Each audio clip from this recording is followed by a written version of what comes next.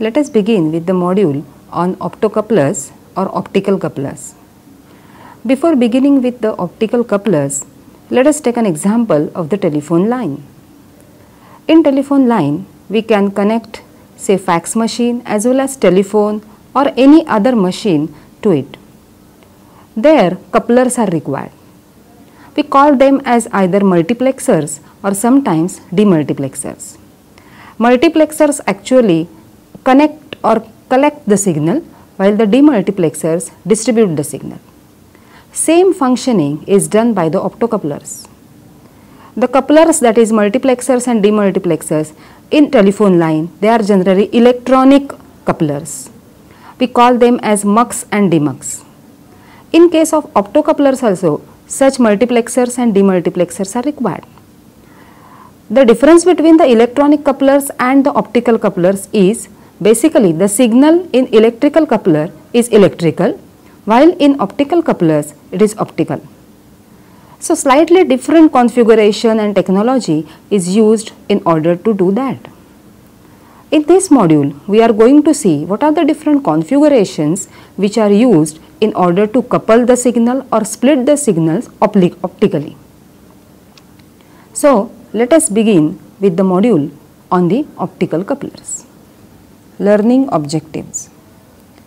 In this module, we have to understand about optical couplers, know about different types of optical couplers, understand about the star couplers, T couplers, to understand about the different calculations related to the loss in these couplers, and different optical couplers which are available in the market are also included in this module.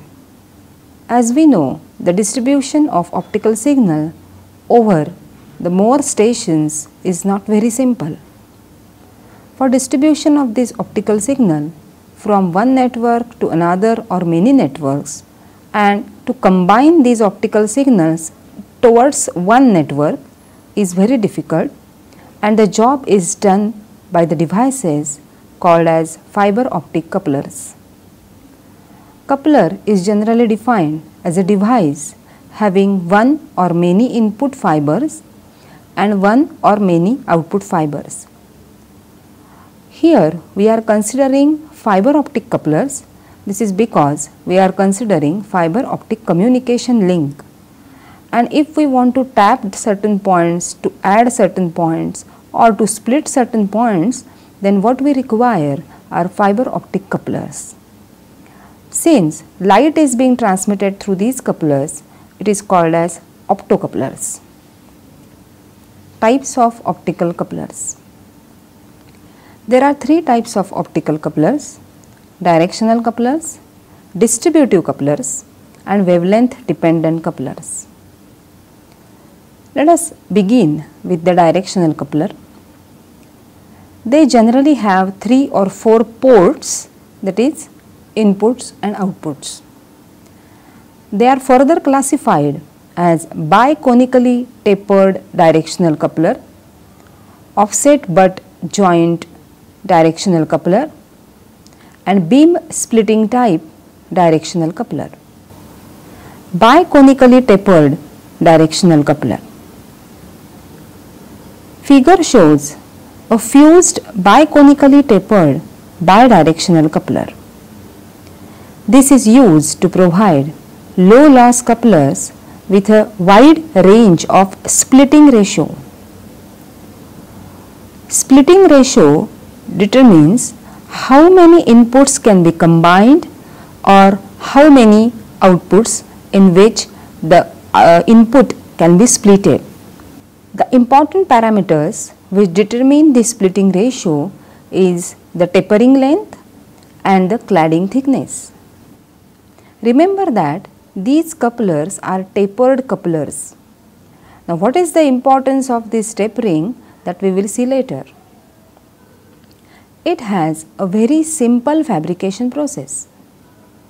In this coupler, 2 multimode or single mode fibers are twisted around one another and put under tension.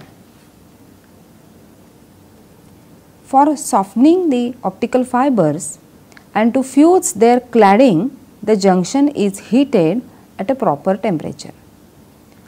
A biconical taper at each of the 4 ports is made by pulling on the softened fibers.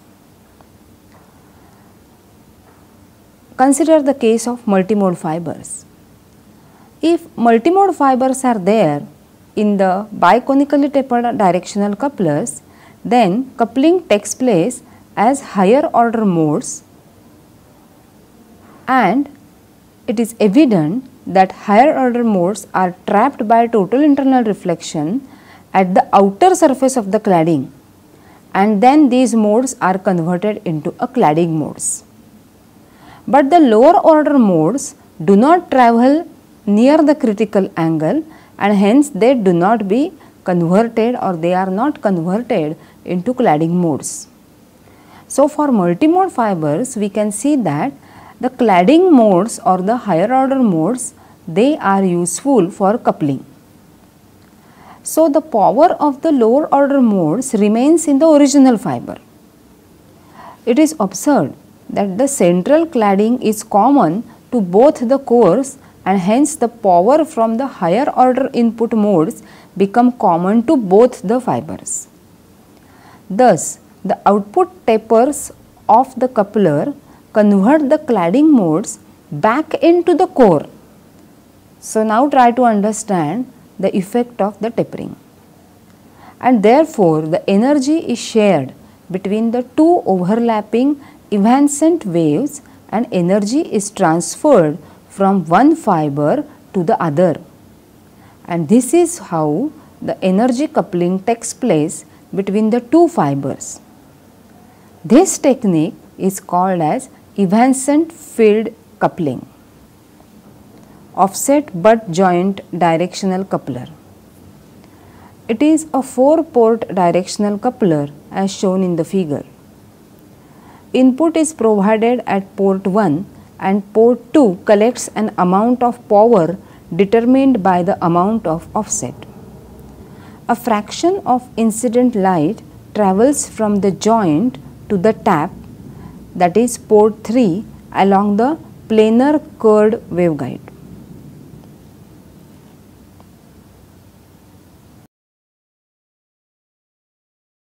Beam splitting type directional coupler.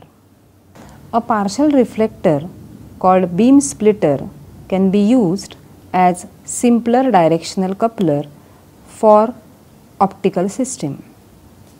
Figure shows a plate type beam splitter and a cube type beam splitter. Now, plate type beam splitter.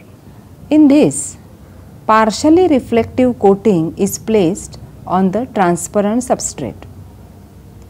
It displaces the transmitted beam laterally with reference to the incident beam.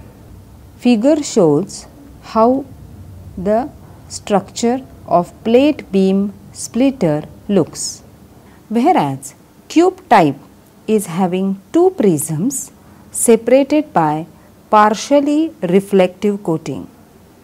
It is important to note that a beam splitter cannot be employed by itself for dividing power amount fibers. The presence of splitter in the path of light is equivalent to a gap which provides large losses at the diverging rays emitted by the input fiber. A slight variation of the beam splitting coupler is shown in the figure. The coupler is made by two quarter pinch GRIN rod lenses, that is graded index rod lenses, separated by a partially reflective coating. The fibers connected the coupler are offset from the axis of the lenses. If port 1 is taken as input port of the system of lenses, it will allow the light to go into the second port. The light which is reflected by the coating is imaged onto port 3. No light reaches to port 4. Inputs at the other ports are similarly distributed. Directional coupler using 4 graded index rod collimating lenses attached to the fiber. The problem associated with the splitter is overcome by this type of coupler. In this, the rays are collimated and they are incident on the beam splitter and refocused the divided light onto the receiving fibers. Figure shows such arrangement where GR ion rods are replaced by convenient spherical lenses. Star couplers. There are two types of star couplers, transmissive type and reflective type. Now let us begin with the transmissive type. Figure shows the basic structure of transmissive type star coupler. In this, optical signals are sent into the mixing block for any single input fiber which is available at all output fibers.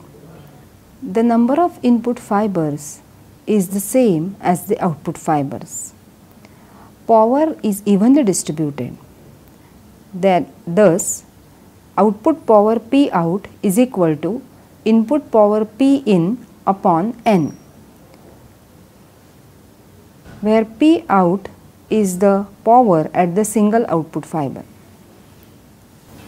Figure shows the block diagram of transmissive type star coupler. Let us know about the reflective type star coupler. In reflective type star coupler, figure shows the basic structure of this coupler. The other calculations of these type of coupler is same as the transmissive type star coupler. In this, input power is equally divided into number of output ports. The splitting loss increases logarithmically with the increase in number of output ports. T couplers. Figure shows T coupler. Power is fed into the port 1 and is split into two parts, P2 towards port 2 and P3 towards port 3. P2 and P3 need not be equal. Splitting is determined by the detailed coupler structure. The splitting is expressed either in decibel or in percentage. The most important term associated with T coupler is its directivity. The directivity of T coupler is defined as the power ratio between one port and another port, which is 0 for ideal directivity ratio. As discussed earlier, optical signals are either splitted or combined as per the requirement of the system. For that, fiber optic couplers are used. They are of two types. One is passive and active. In case of passive couplers, the signal is not converted into electrical form, that is, it remains in the optical form. Different optical components like lenses or prisms, waveguides are used in order to combine or split the optical signals. The micro-optic technology along with the integrated optic technology is used for the fabrication of these components. One important thing that is to be remembered is we require very high precision for the manufacturing of these components. On the other hand, if we consider the optical couplers which are active, there the signal is first converted into electrical form and then it is converted into optical form with a proper processing, that is combining or splitting. The couplers use fiber optic sources or detectors in this. The MEMS technology or integrated optic technology is used for the fabrication of these. The precision may not be required in this case. If we consider the optical couplers and compare them with the electrical couplers, then definitely in case of electrical couplers we have electrical signal, and the conversion takes place until there is a connection with the component. If we consider the optical couplers, in case of optical couplers we consider the optical fibers, and there should be a proper alignment of these optical fibers with the other fibers or with the sources or with the detectors. Then only proper coupling takes place. Otherwise there will be lot of losses which are occurring. Phototransistor. Since the CTR of an optocoupler with a photodiode output is so low, that is 10 to 15%, a preferred approach is to replace the diode chip with a silicon bipolar phototransistor. The bipolar transistor with its inherent current gain will provide a considerably higher CTR, that is between 50% to 100%, depending upon the beta of the phototransistor. The base lead of the transistor can be reverse biased to reduce sensitivity, or forward biased to increase sensitivity, or left floating or disconnected. Photo-Darlington output. If a still higher CTR is needed, the bipolar transistor can be replaced with a Darlington transistor. This is required to serve as a photodetector output section. In the circuit, the output current IC of single bipolar phototransistor or the photo-Darlington will develop an output voltage VL across the load resistance RL. This voltage is the product of output current IC and the load resistance RL. The optocoupler can be operated either as a linear amplifier or as a digital switch. It depends on the forward bias voltage that is applied to the base of the transistor. Photo SCR output. If the output section of an optocoupler is a photo SCR, the coupler functions to switch the positive half of AC voltage across the load, operating under the same principle as an ordinary SCR circuit. The SCR gate current is achieved through the photovoltaic action produced by the infrared light impinging on the SCR gate, while optically isolating the input and output circuits of the optocoupler. Steady state DC can be used as the supply voltage, causing the output to be latched on when the SCR is energized. This type of circuit is applicable for security or fire alarm systems. To turn the system off after being triggered on, a single pole single throw normally closed switch for circuit reset can be inserted in the supply voltage path to momentarily remove the supply voltage after the input pulse returns to 0. The momentary opening of the switch turns the SCR off and sets the system to its standby condition. Slotted optocoupler. The slotted optocoupler is available with phototransistor and photo-Darlington photodetectors with the device package structured to provide an additional element of control.